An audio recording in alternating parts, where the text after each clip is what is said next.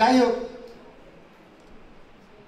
আমরা এই স্কুলটি আমরা হয়তো 3 তলা করে দিতে পারবো এই বছরের মধ্যে, এবং তখন আমাদের এখানে 9টা ক্লাসরুম হবে। আপনারা জানেন যে এই যে জায়গাটি আমরা পরিষ্কার করেছি, ফুল গাছ লাগিয়েছি, এই জায়গার মধ্যে শিয়াল বসবাস করত। বড় বড় গাছ হয়ে একবারে অন্ধকার এই জায়গাটি থাকত। আমরা এই 3 মাসের মধ্যে প্রথম পদক্ষেপ নিলাম যে এই জায়গাটা পরিষ্কার করতে হবে, এখানে সুন্দর একটি বাগান করতে হবে। এই বর্ষায় আমরা গাছ লাগিয়েছি। আগামী বছর আপনারা দেখতে পারবেন সুন্দর মনোরম একটা পরিবেশ এই স্কুলের মধ্যে বিরাজ করছে। বিভিন্ন প্রজাতির ফুল গাছ, ফল গাছ আমরা লাগিয়েছি।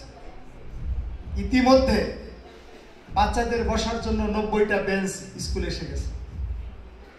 আমরা আমাদের এমপি মহোদয়ের মাধ্যমে আমরা এই ছাদের উপরে সৌর প্যানেল স্থাপন করেছি। 1 লক্ষ টাকার উপরে খরচ, যে সৌর প্যানেলের মাধ্যমে এই লাইটগুলো জ্বলছে। এই কারেন্ট না থাকলেও এখানে লাইট জ্বলবে, 5টা ফ্যান চলবে।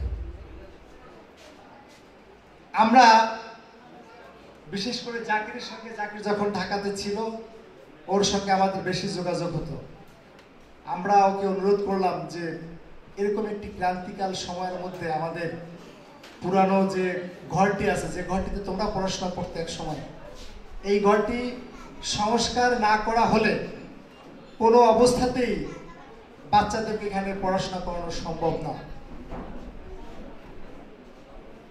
তো তারই উদ্যোগ হিসাবে জাকির আপনাদের অনেকের কাছে যোগাযোগ করেছে। আজকে আপনাদের স্বল্প উপস্থিতি, আমরা আশা করেছিলাম যে আপনাদের কাছ থেকে, আপনাদের হৃদয়ের টান থেকে, আপনাদের হৃদয়ের ভালোবাসা থেকে আপনারা এখানে উপস্থিত হবেন এবং আপনাদের উপস্থিতির সংখ্যা অনেক বেশি হবে।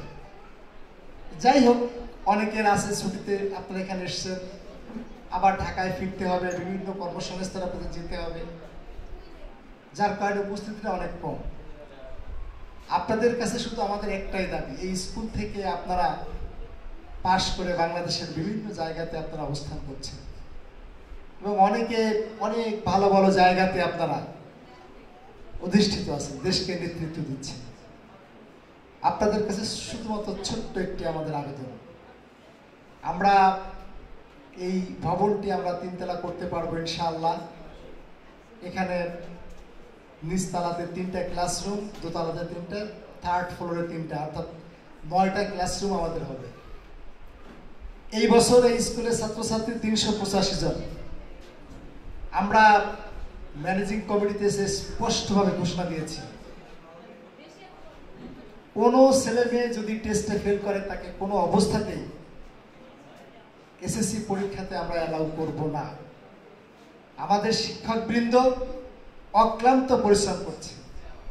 শিক্ষার কারিকুলামে শিক্ষকদের সঙ্গে বসে শিক্ষার মান যাতে আগের অবস্থাতে ফিরে যায়, নানাবিধ পদক্ষেপ আমরা গ্রহণ করেছি। এখানে এখন সপ্তাহে প্রতিদিন একটি পরীক্ষা হয়। ছাত্রছাত্রীদের জন্য আলাদা ছুটির পরেও শিক্ষকরা আলাদাভাবে অতিরিক্ত ক্লাস নিচ্ছে এবং তারা যাতে ভালো রেজাল্ট করতে পারে তাদের দিকে সেইভাবে নজর রাখা হচ্ছে। আমাদের শিক্ষক স্বল্পতা আছে, আমরা অ্যাডহক ভিত্তিতে আমরা শিক্ষক নিয়োগ দিয়েছি। আগামী দিনে এরকম শিক্ষার যে চ্যালেঞ্জগুলো, সেই চ্যালেঞ্জগুলো আমরা আমাদের শিক্ষকবৃন্দের সঙ্গে বসে আমরা সেই সমস্যার সমাধান করছি। কিন্তু একটি সমস্যা শুধু দাঁড়িয়ে গেছে, সেটি হলো আমাদের এই যে পুরানো ভবনটি, এই ভবনটি আমাদের সংস্কার করা দরকার। উপরের টিনগুলো ফেলে দিতে হবে, ফ্লোর 1.5 ফিটের মতো উঁচু করতে হবে। দরজাগুলো নষ্ট হয়ে গেছে, অনেকগুলো সিলিংগুলো সব শেষ হয়ে গেছে, ফ্যানের অনেক প্রবলেম আছে। আমরা জাকিরকে যখন এই কথাগুলি বললাম, জাকির সহ আরো অনেকে আপনাদের সঙ্গে যোগাযোগ করেছে। আমাদের অনেক প্রাক্তন ছাত্ররা যারা এই ভবনটি নির্মাণের ক্ষেত্রে সাহায্যের ক্ষেত্রে এগিয়ে এসেছে এবং অনেকে আমাদের সঙ্গে যোগাযোগ করছে কিভাবে করা যায়। আপনাদের কাছে আমি বিনীত অনুরোধ করব, আপনাদের বন্ধু বান্ধব সারা বাংলাদেশের বিভিন্ন জায়গাতে বিভিন্ন প্রতিষ্ঠানে ছড়িয়ে ছিটিয়ে আছে, আপনারা যদি আমাদেরকে সহযোগিতা করেন, আপনাদের সহযোগিতা নিয়ে এই ক্যাম্পাসটিকে আমরা আবার সুন্দরভাবে করতে পারবো। সুন্দর একটি পরিবেশ এখানে বিরাজ করবে, আবার কর্মচঞ্চল ফিরে আসবে এই প্রতিষ্ঠানে। আপনাদের সবার সুস্বাস্থ্য কামনা করে আমি আমার স্বাগত বক্তব্য এখানে শেষ করলাম। আল্লাহ হাফেজ।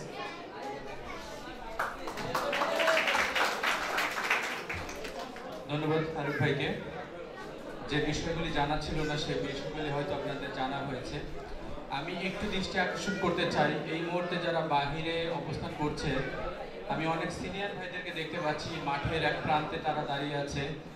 আমি ফরিদউদ্দিন গাজী জনাব প্রধান শিক্ষকের মাধ্যমে আমি তাদেরকে ডাকছিলাম যে আসুন আপনারা ভিতরে বসুন। আমি ৯৮ ব্যাচের শহীদুলকে স্টেজে আসার জন্য অনুরোধ করছি, মনিরকে স্টেজে আসার